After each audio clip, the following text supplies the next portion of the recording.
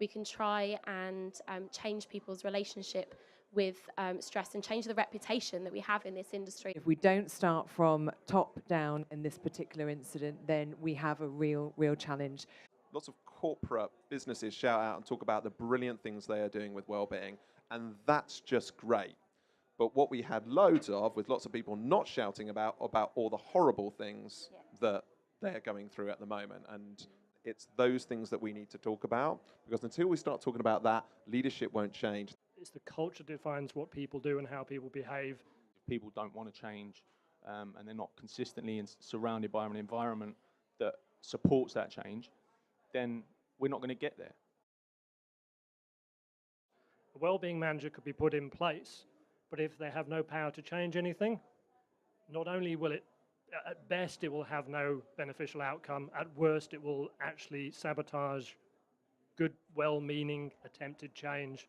Kind of an easy excuse for companies to say, well, we've got a well-being manager and therefore we're okay and we've ticked a box. I do think there's a responsibility for everybody in the organisation just to watch out for your peers. At the core of it is being personally accountable to yourself. Pressure from the top, so pressure from top management, relationships at work, and the relationships with managers and colleagues that were causing the stress. If you're trusting your team because you've employed them and you're putting them in front of your clients or your suppliers or your delegates or whoever it is, trust them to do a good job.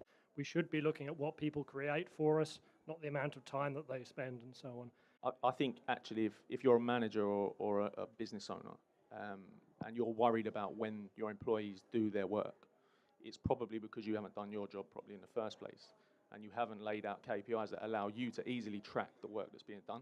We are lucky as an industry that the KPIs can be really measurable, your objectives can be very clear, so 9 to 6 isn't one of them. So let's go and focus on output and outcome rather than time and worry about the lack of trust.